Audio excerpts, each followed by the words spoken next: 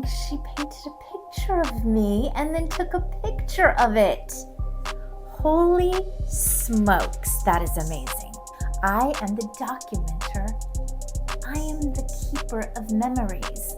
That's what my little films often are, and sometimes they're just of the ordinary, extraordinary around the house, or the little big things I call them.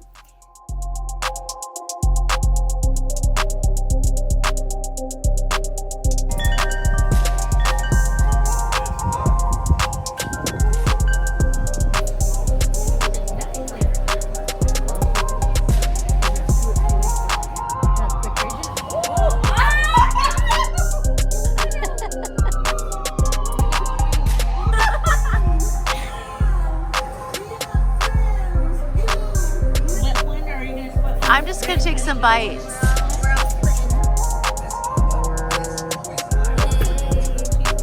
Are they all cheesecake? No, just that one.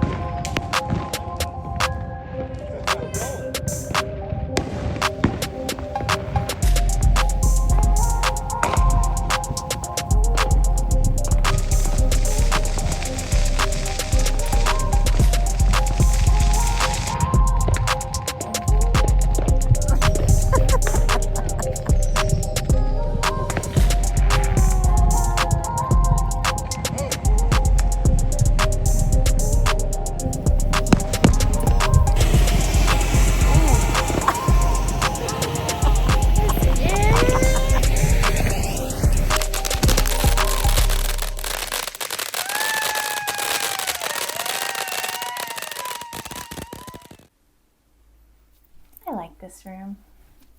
Used to be RJ's room. Now it's our guest room, and my guest just left. They stayed an extra day because we were having so much fun. And now the house is quiet again.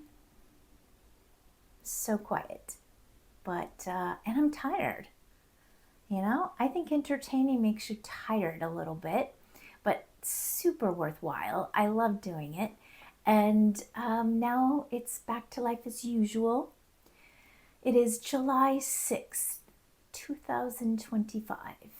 And my last video I made was on July 3rd. I think it was a Thursday.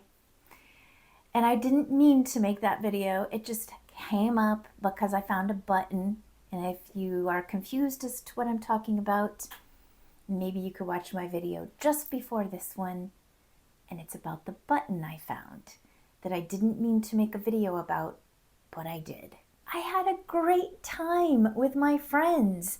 And of course I videotaped snippets of the time because that's what I do. I am the documenter. I am the keeper of memories.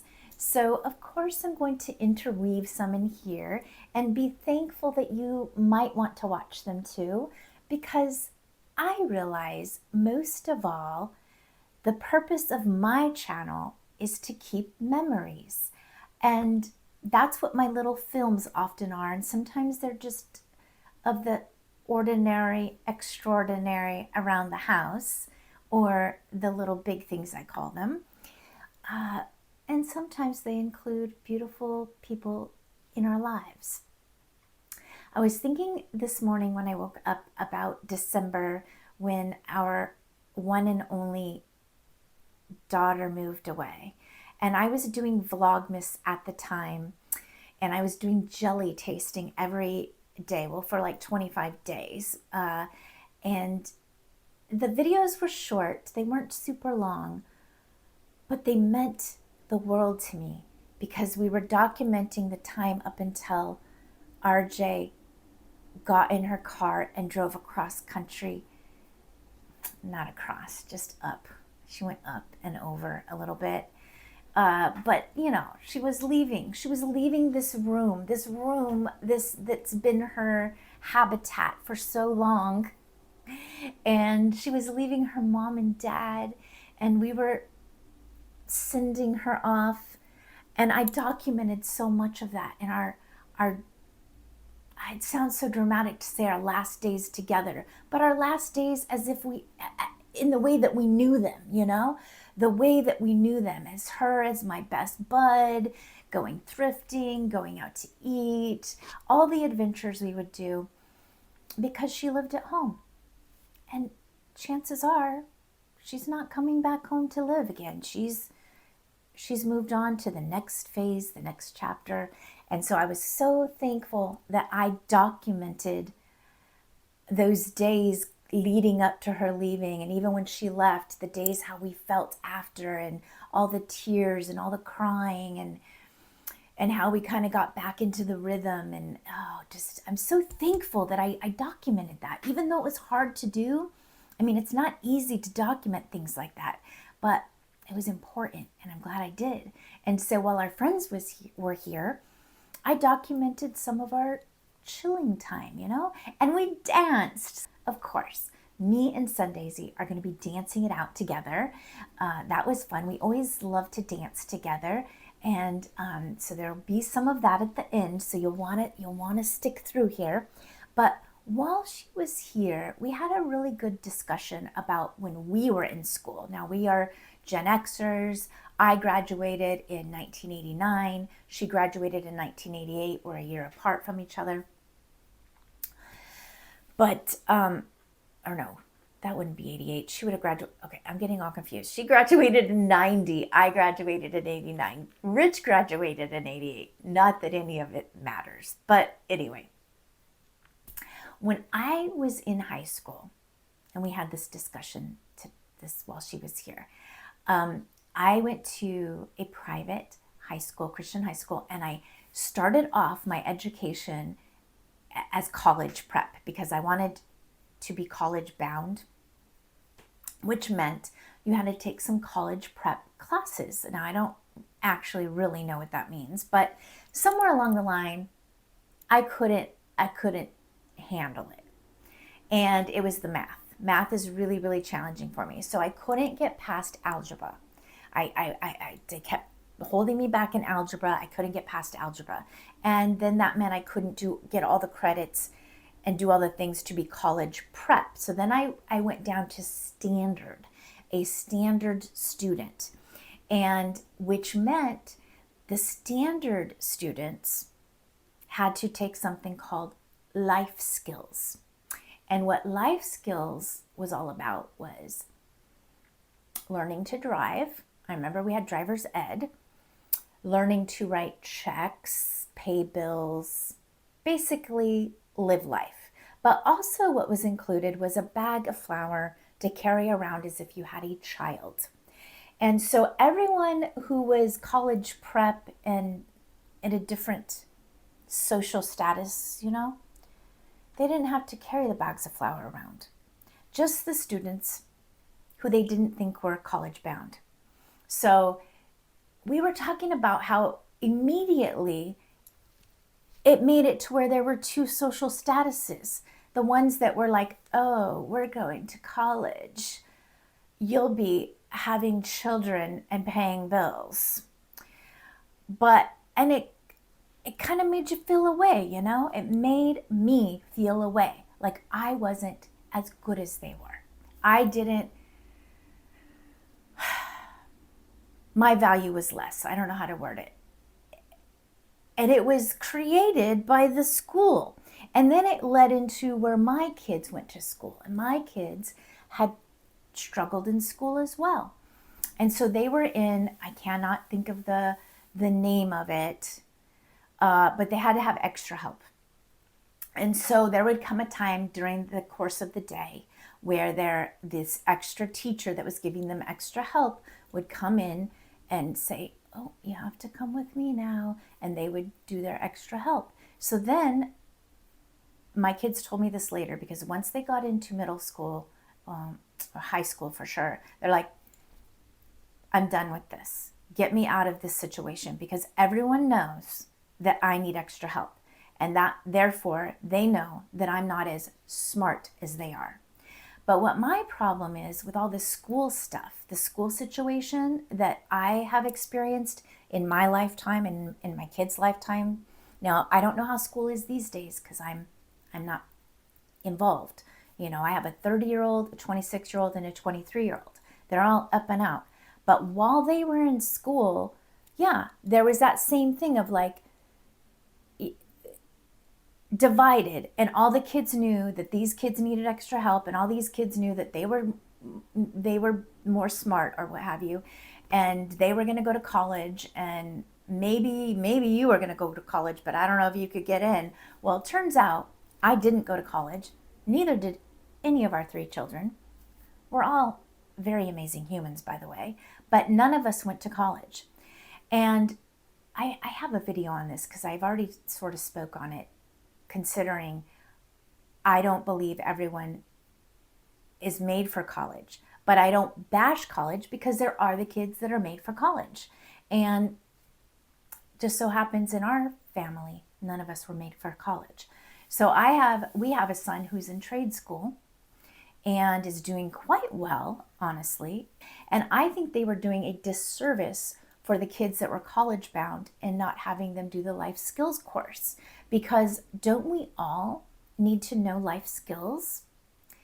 So there was that. We had that discussion while she was here, and we talked about lots of other things. But what is your experience with this? You know, if you want to say in the comments, how did you experience school and the different social status groups, and how basically it was created by whoever the authorities who made it be that way? Because I guess what blows my mind, and I know there's a lot of teachers and educators that watch this channel that have channels of their own, why isn't it recognized and acknowledged that all kids do not learn the same way? And tell me, I hope it's changed by now, because some kids are more creative minded while others are more, can actually catch on to the math, let's say.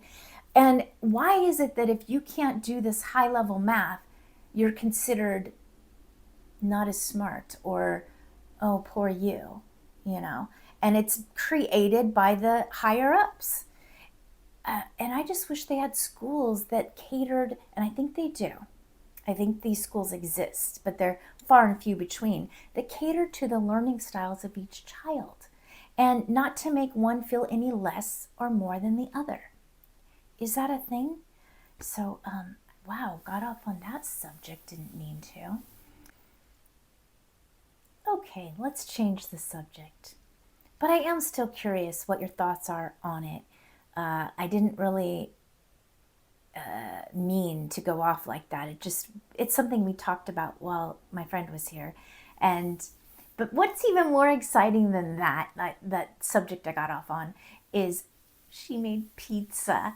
So I am including a little film in here about the pizza, the real Sicilian Italian pizza that she made while she was here, and it was so much fun. And I wish I could play like Dean Martin and stuff on here without getting in trouble, but I'm sure I can find something with a little bit of an Italian flair while she's making the pizza. Oh gosh, it was so good. So we're going to include that in here.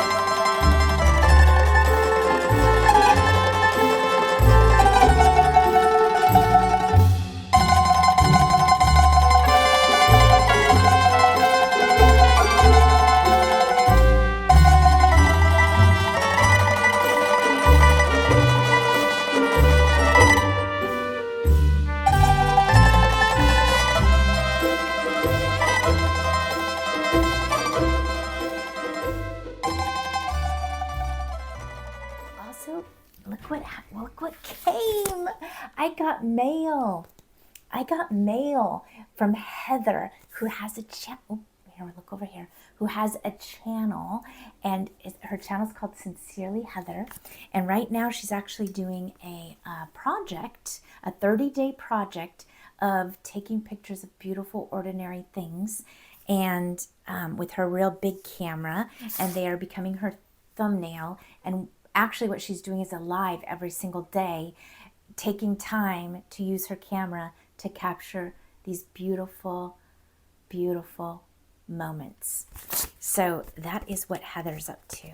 But I felt like there was something in here, so I wanted to open it with you. So I'll read the letter on my own, but oh my gosh. Okay, I think she painted a picture of me and then took a picture of it. Holy smokes, that is amazing. Wow. If only I could draw real people like this. That is pretty amazing, Heather. Oh, and she sent me strawberry stickers. And this is really cool. Skateboarding. Both of the boys have been skateboarding at the skate park early in the morning on Saturdays. Oh, look at this. Even some hang loose stuff. Oh my gosh, in the United States. She's from Canada, so this is kind of fun. I don't know where she got all these United States stickers when she's over there in Canada. So, oh my gosh, thank you, thank you, thank you, Heather. I cannot, oh, another strawberry. Oh my gosh, I love strawberries. So I can't wait to read this letter. I think I'm going to go have midday coffee and read the, oh, what's this? Oh, how did you do this? Has my name on there. Oh, it's like a bookmark. And then she painted a rainbow, my favorite. Oh my gosh, I cannot wait, Heather, to read the letter. Thank you so much. And I will write you back, because that's what I do. I kind of got off the writing phase, but I am definitely going to be writing you back. Oh, look at this. All the happy faces on the, can you see that? Wait, there it is. Look at that. All right. You know what? I'm going to dance it out at the end here with me and my friend Sun Daisy. I'm going to edit this and then look forward to a new week. I have a new week ahead. It's Sunday. I'm winding down, and then Monday happens. Barbara, my friend Barbara, is coming over, who wants to make a YouTube channel. So we're going to work on that on Monday. I'm getting my permanent crown placed on, and then we'll be going to Idaho to see RJ and Austin. I can't wait. It's our first trip there to see them, and it's been 6 months, actually going on 7. So, wow, we get to go see her. I'm so excited. So